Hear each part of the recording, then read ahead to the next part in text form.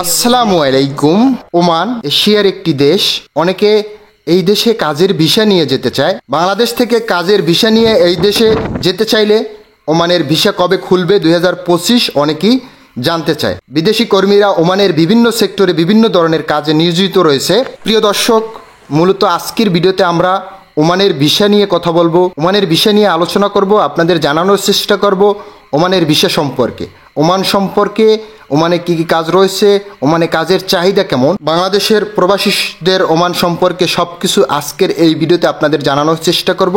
অবশ্যই ধৈর্য সহকারে পুরো ভিডিওটি দেখবেন এবং আমাদের চ্যানেলে নতুন দর্শক হয়ে থাকলে চ্যানেলটি সাবস্ক্রাইব করবেন, পাশে থাকা বেল আইকন ক্লিক করে রাখবেন, এটা লাইক করে আমাদের উৎসাহিত করবেন। তো অনেকেরই প্রশ্ন থাকে ওমানের ভিসা কবে চালু হবে 2025 সালে।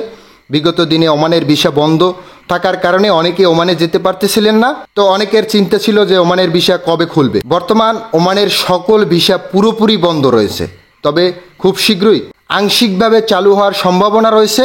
তবে অতিরিক্ত বেকারত্বের হার বেড়ে যাওয়ার কারণে ওমানের প্রবাসীদের অনেকে কাজ খুঁজে পাচ্ছে না, অনেকে বিভিন্ন ধরনের অনৈতিক কাজে জড়িয়ে পড়েছে। বর্তমান বাংলাদেশ থেকে ওমান কাজের ভিসা কিংবা ট্যুরিস্ট ভিসা নিয়ে এই দেশে যাওয়ার কোনো ধরনের সুযোগ নেই। 2023 সালের 30 অক্টোবর থেকে ওমানের ভিসা পুরোপুরি বন্ধ রয়েছে। ওমানের বর্তমান অবস্থা 2025। ওমানের প্রবাসীদের বর্তমান অবস্থা খুব বেশি ভালো নয়। বেকারত্ব বৃদ্ধির কারণে প্রবাসীরা বিভিন্ন ধরনের অবৈধ কাজে জড়িয়ে পড়েছে। অধিকাংশ বাংলাদেশি প্রবাসীরা হতাশগ্রস্ত হয়ে পড়েছেন, কারণ বেশিরভাগ প্রবাসী অনেক কষ্টে করে অর্থ সংগ্রহ করে প্রবাসে যায়। কেউ হয়তো ঋণ করে, কেউ হয়তো জমি জমা বিক্রি করে থাকে।